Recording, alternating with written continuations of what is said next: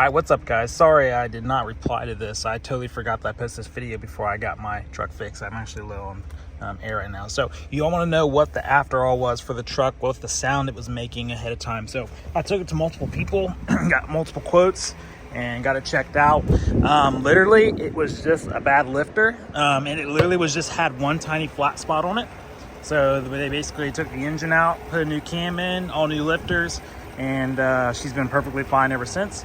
And then what I recommend doing if you have this type of truck and you want to stay in V8 mode, I bought one of the range things that plug into your OBE port right here that keeps it in V8 mode, and it's just such a better truck since then, and I've not had no issues with it whatsoever. So yeah, bad lifter on cylinder 8.